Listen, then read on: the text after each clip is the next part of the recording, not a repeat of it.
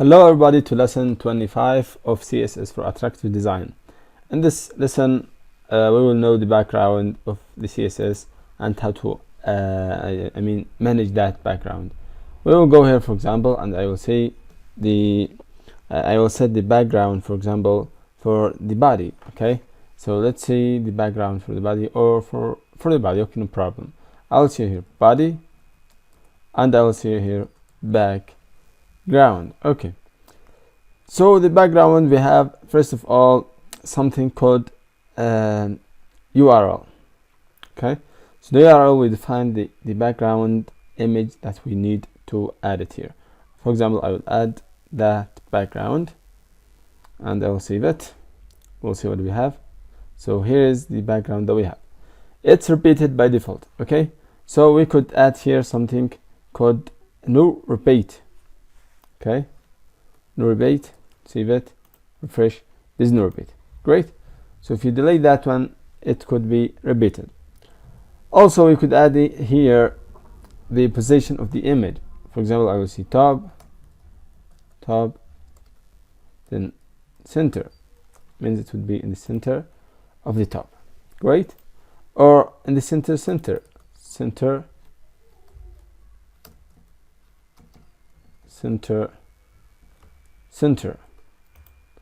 right. Sorry, what's the problem? I don't know, but we could put it, for example, left. For example, if I say left, center, or right, center. Great. So you could put it wherever you want, whether right bottom, right top, left bottom, left top, or wherever. Also, we have another thing. We could add two images in the same time. How we could do that? We could do that with the following thing. First of all, we write the element or the attribute of the first background. Then we write the element, comma, then we write the element and the thing for the second background. For example, here I write,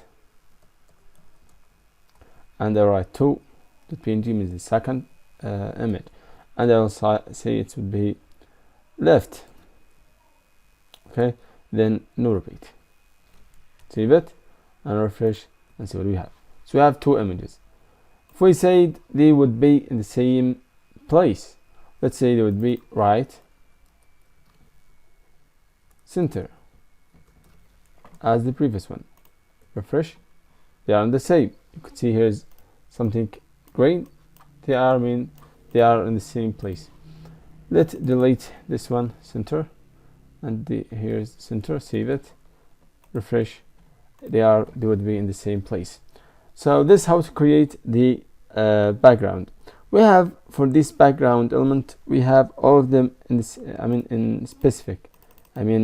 Separately. For example, you could say background, then define the URL, then say, for example, the image. For example, save it. Then you could see the size, background, then background size. Great. Then write the size that you want here. For example, I will say 1000 pixel, and the width and the height is, for example, the height could be, for example, 1000 pixel 2. So refresh. Here's the image. We have something, it's repeated. We should it's so large.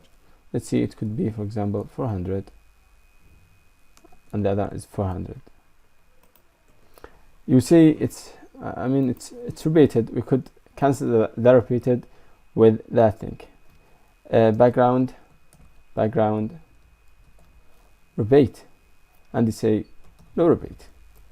So you could repeat it or cancel the repeat. So it's here. It's 500, and you could say, because the size of that image is not the truth when is smaller than 700 pixel that we write here. So when we refresh, it would be like it's broken. Okay, it's a broken image, because we have here the size of the image is smaller the size that we want, so it would be broken. So we should increase the size. Great. So we would see, for example, I would change the image. I would say CSS, that image is great, yes, delete that thing, refresh the page, and here we are. This is the image that we could add it. So it could be like that, and it's amazing now. Okay, we have another another thing that we could add it for the image. What is it and how to add it? Which is default width. How we could do that? We could see the size, and we will see cover, means the full the size. Okay, so cover means I need it to be full, so it would be full for that. Imagine I have here some content. I'll say h1 and I'll write here some content. Let's create that content for many times, save it, refresh, and here we are.